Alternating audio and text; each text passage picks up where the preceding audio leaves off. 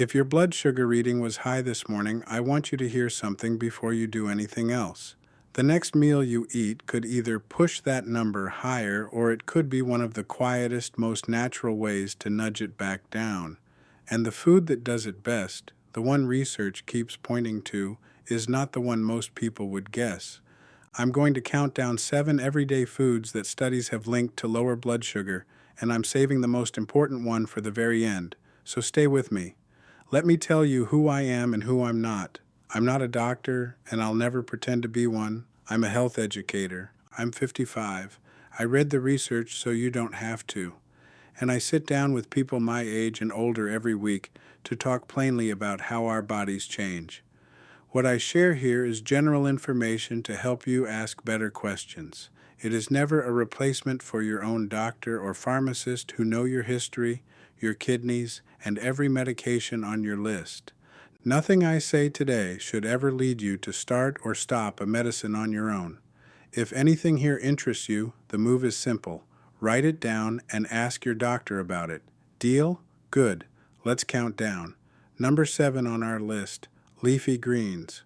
I mean spinach, kale, collards, Swiss chard, arugula, the humble stuff in the produce aisle that most of us walk right past. Here's why researchers keep circling back to them. Leafy greens are extremely low in carbohydrate, which means they barely raise blood sugar at all, and they're loaded with magnesium and fiber. That matters because studies have found that many people with higher blood sugar tend to run low on magnesium, and magnesium is involved in how your body uses insulin. Some research suggests that people who eat more leafy greens have modestly lower long-term blood sugar markers. Now, greens are not a magic eraser. They won't cancel out a slice of cake. But here's how to use them. Make them the base, not the side. A big handful of spinach folded into your eggs in the morning, or a plate of greens before the rest of your dinner, fills you up with volume and fiber first, so you naturally eat a little less of the starchy stuff that spikes you. Volume first, starch second, that's the trick with greens. Number 6, beans and lentils. I know. Beans don't sound exciting, and some of you are already thinking about the, let's say, social side effects.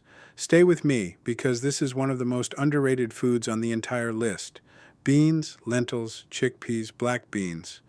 They're what scientists call a low glycemic food, which is a fancy way of saying they release their energy slowly. They're packed with soluble fiber and protein, and that combination slows down how fast sugar enters your bloodstream after a meal.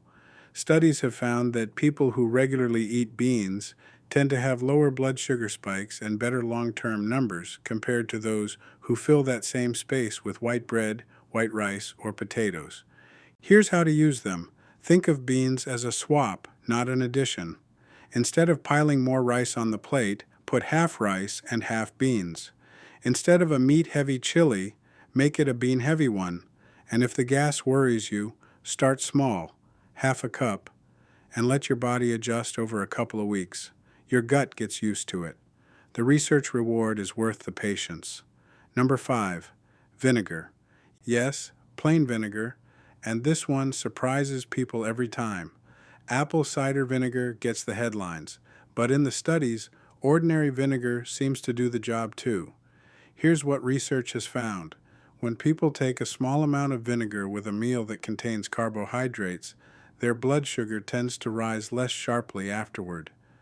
Scientists think the acetic acid in vinegar slows how quickly your stomach empties and may help your muscles take up sugar a little more efficiently. We're not talking about a cure. We're talking about blunting the spike. How do you use it? A tablespoon or 2 of vinegar mixed into a tall glass of water, sipped before or during a carb-containing meal. Or, the easier, tastier way, make a real vinaigrette with vinegar and olive oil and pour it over those leafy greens we already talked about. 2 foods working together. But one serious caution, and this is important. Vinegar is acidic, so always dilute it, never sip it straight.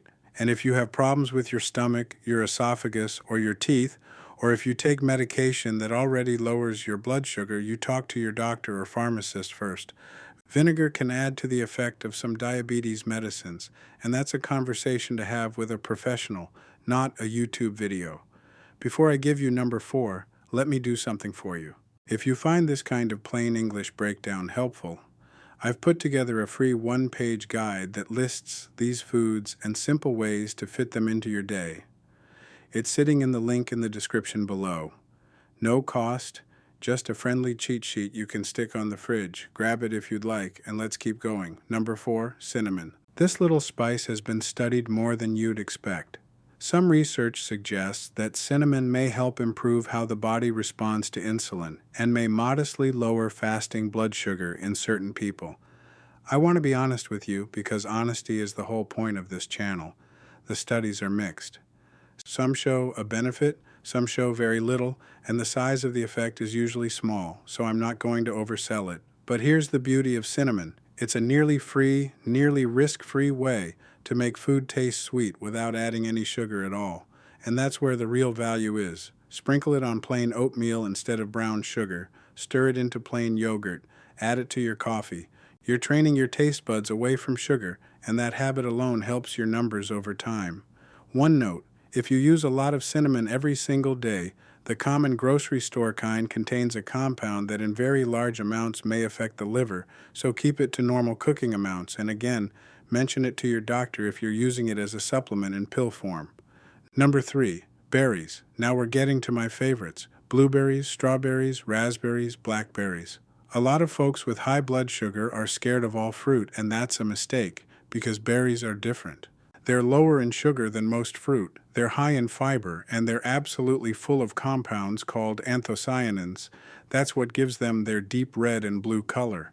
Studies have linked higher berry intake to better insulin sensitivity and lower risk of blood sugar problems over time.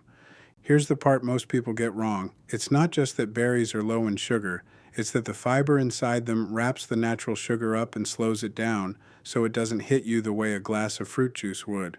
That's the key. Whole berries, not juice, not jam. How to use them.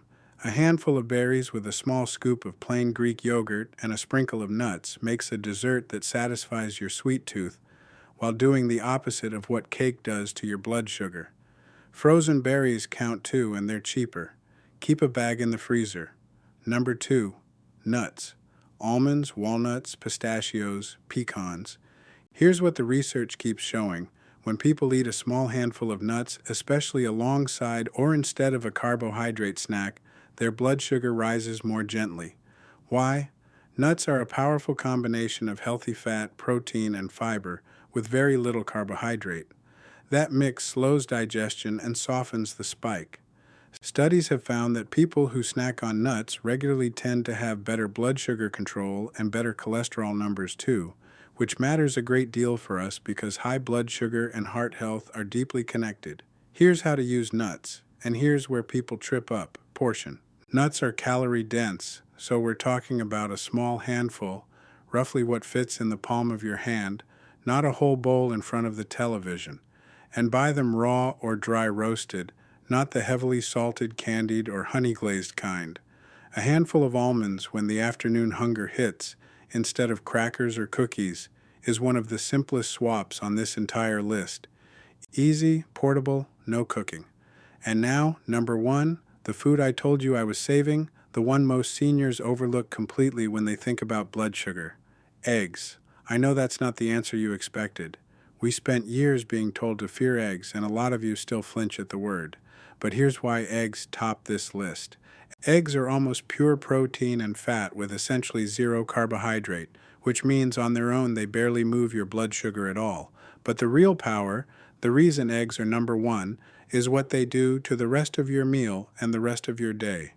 Research suggests that starting your morning with a protein-rich breakfast like eggs instead of a sugary cereal, a pastry, or just toast and juice leads to steadier blood sugar not only after breakfast but all the way through to lunch. Scientists call it the second meal effect. A steady start keeps you steadier hours later. Protein also keeps you full, so you're far less likely to reach for the mid-morning sweet roll that sends your numbers climbing. That's the part most people get wrong. They obsess over the one food that lowers sugar, when the real win is replacing the breakfast that was spiking them every single morning for years. 2 eggs with a handful of those spinach leaves and a few berries on the side, That's a breakfast working in your favor instead of against you. Now, a fair and honest caution. Eggs and dietary cholesterol affect different people differently, and if you have heart concerns or specific cholesterol issues, the right number of eggs for you is a question for your doctor, not a one-size-fits-all rule. So there's your countdown: leafy greens, beans, vinegar, cinnamon, berries, nuts, and at the very top, eggs. Notice the thread running through all 7: fiber, protein, healthy fat, and slow energy. None of these is a miracle, and no single food undoes a lifetime of habits in one bite.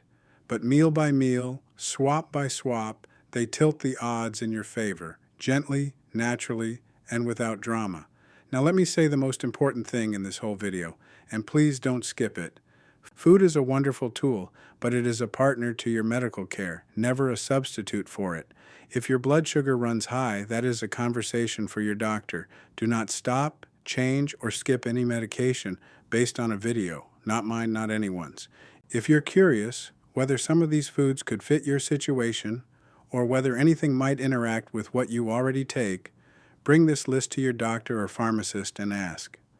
That's the safest, smartest move there is. And if you'd like that simple one-page food guide to bring with you to your next appointment, it's waiting for you in the link down in the description, free and easy to print. Thank you for spending part of your day with me. It honestly means the world that you trust this channel to explain these things in plain language, the way a good friend would. Remember, everything I've shared today is general education to help you ask better questions. It is not medical advice, and it can't replace your own doctor who knows you and your health. Take it slow, be kind to yourself, talk to your doctor, and keep showing up for your own well-being. You're doing better than you think. I'll see you in the next one.